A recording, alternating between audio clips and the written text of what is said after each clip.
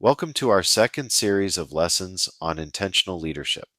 Having established the importance of an architected North Star, we now turn to the critical challenge of execution. A powerful vision is worthless if the organization slowly and often imperceptibly drifts away from it. This is the silent killer known as strategic drift. Strategic drift is the phenomenon where a company fails to adapt to changing market conditions or technological advancements, instead clinging to the strategies that initially brought it success.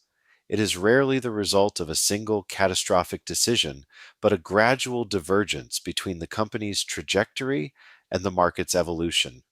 The warning signs are often subtle before they become critical. The proliferation paradox.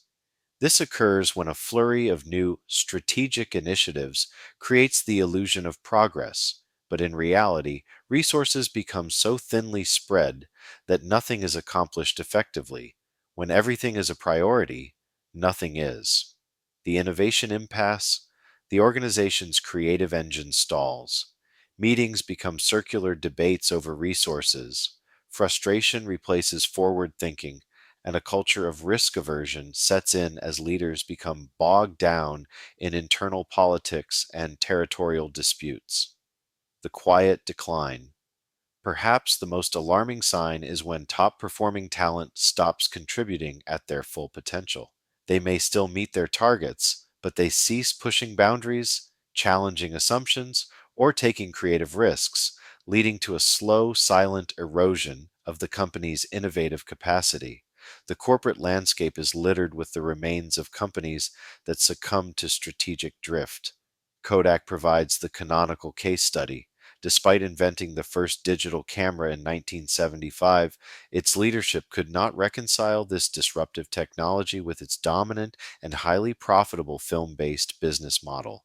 The corporate culture was so deeply invested in the identity of film that it viewed digital as a threat to be contained rather than the future to be embraced, a failure that led to bankruptcy. Blockbuster was culturally and operationally wedded to its brick and mortar stores and a revenue model dependent on late fees. In 2000, CEO John Antioco famously laughed Netflix out of the room when they offered to be acquired for $50 million, failing to see the fundamental shift toward digital convenience. Blockbuster's drift was its inability to imagine a world beyond its physical retail footprint. Nokia, once the global leader in mobile phones, overestimated the strength of its brand and believed it could arrive late to the smartphone race and still win. The company failed to recognize the disruption caused by the iPhone in 2007 and clung to its fragmented Symbian operating system, making it difficult for developers to create apps and for consumers to embrace the new smartphone paradigm. These cases reveal that strategic drift is often a cultural failure before it is a strategic one, stemming from an organization's inability to let go of a successful past to embrace a necessary future. In our next lesson, we will explore the antidote, the courageous and disciplined practice of the strategic no.